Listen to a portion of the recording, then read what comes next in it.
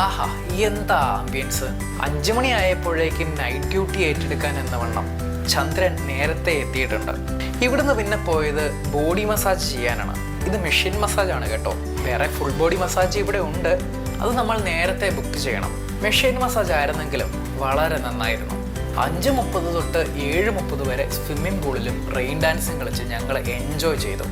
നീന്തലും ഡാൻസും പാട്ടും ഒക്കെ കഴിഞ്ഞ് ഒരു കുളിയും കഴിഞ്ഞപ്പോഴേക്കും കാര്യങ്ങളെല്ലാം നല്ലപടിയെ നടന്നു എന്ന് അന്വേഷിക്കാൻ സുട്രുവും എത്തി. രാത്രിയിൽ ഇവിടെ വേറെ ആംബിയൻസ് ആണ് കേട്ടോ. ലൈറ്റ്സ് ഒക്കെ ഇട്ട് കഴിഞ്ഞപ്പോൾ എന്താ ഒരു ഭംഗി. അടുത്ത സെഷൻ ക്യാമ്പ് ഫയർ ആയിരുന്നു. കുറേ ഗെയിംസ് കളിച്ചു, പാട്ട് പാടി, ഡാൻസ് കളിച്ചു. ഇവയിലെല്ലാം സുട്രു അവൻ്റെ സാന്നിധ്യം ഉറപ്പാക്കി. കണ്ടില്ലേ നടുക്ക് കയറി നിൽക്കുന്നത്? ഏകദേശം 9 ആകാറായപ്പോഴേക്കും ഞങ്ങളുടെ സപ്പർ റെഡിയായി. ഉച്ചക്കത്തെ ഭക്ഷണത്തിൻ്റെ സ്വാദ് ഓർമ്മയിൽ ഉണ്ടായിരുന്നത് കൊണ്ട് ഒന്നും എടുക്കാതിരുന്നില്ല, എല്ലാം എടുത്തു. എല്ലാത്തിനും എന്താ രുചി!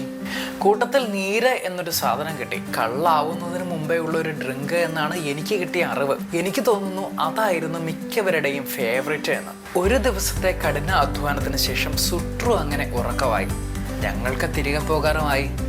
ചിലപ്പോഴൊക്കെ ചില സിനിമ കാണുമ്പോൾ എനിക്ക് ഇങ്ങനെ ഫീൽ ചെയ്യാറുണ്ട്, അയ്യോ ഈ സിനിമ തീരാതിരുന്നെങ്കിൽ എത്ര നന്നായിരുന്നേനെ എന്ന്.